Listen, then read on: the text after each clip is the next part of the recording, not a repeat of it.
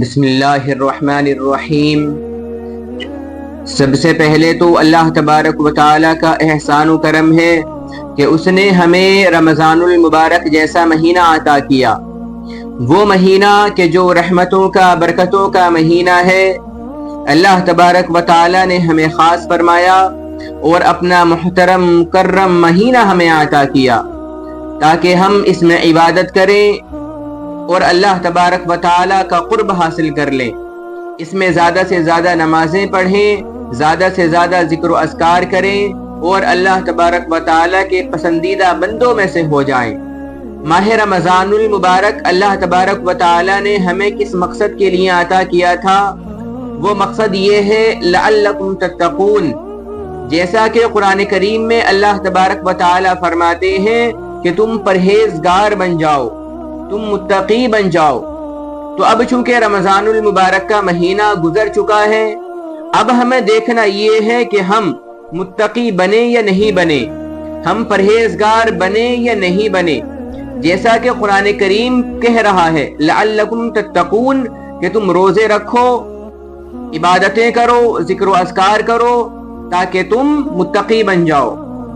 تو اب سوال پیدا یہ ہوتا ہے کہ رمضان المبارک کا مہینہ جو اللہ تبارک و تعالیٰ نے ہمیں عطا کیا تھا،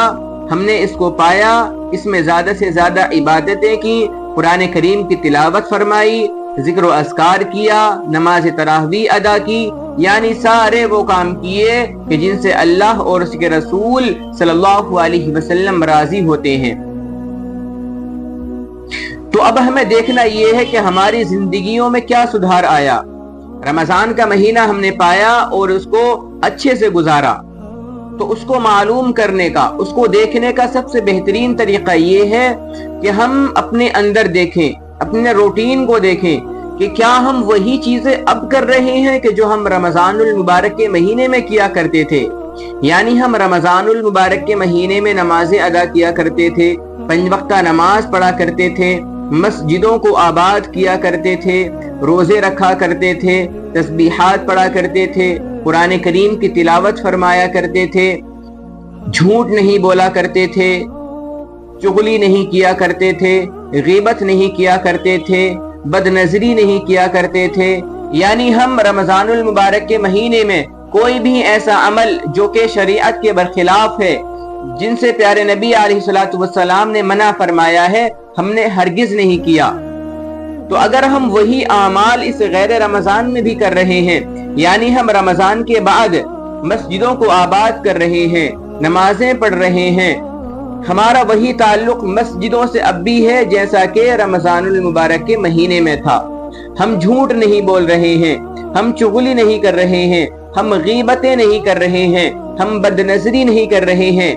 ہم غیر محرموں سے بات نہیں کر رہے ہیں۔ اگر ہمارا اب بھی وہی معمول ہے تو یقیناً اللہ تبارک و تعالیٰ نے جیسا قرآن کریم میں فرمایا ہے لعلکم تتقون، کہ تم رمضان کو پالو، اس میں زیادہ سے زیادہ عبادتیں کرو تاکہ تم پرہیزگار بن جاؤ۔ تو ہم نے وہی معمول کیا، ہم نے نمازیں بھی پڑھی، قرآن کریم کی تلاوت بھی کی، سارے کام کیے، تو یقیناً اللہ تبارک و تعالیٰ نے ہمیں خاص فرما لیا ہے۔ ہم اللہ تبارک و تعالیٰ کے قریبی بن چکے ہیں، ہم اللہ تبارک و تعالیٰ کے احکامات پر چل رہے ہیں، یعنی اللہ ہم سے راضی ہیں، جیسا کہ قرآن کریم میں اللہ تبارک و تعالیٰ فرماتے ہیں فاذکرونی اذکرکم، کہ تم میرا ذکر کرو، تم مجھے یاد کرو، میں تمہیں یاد کروں گا۔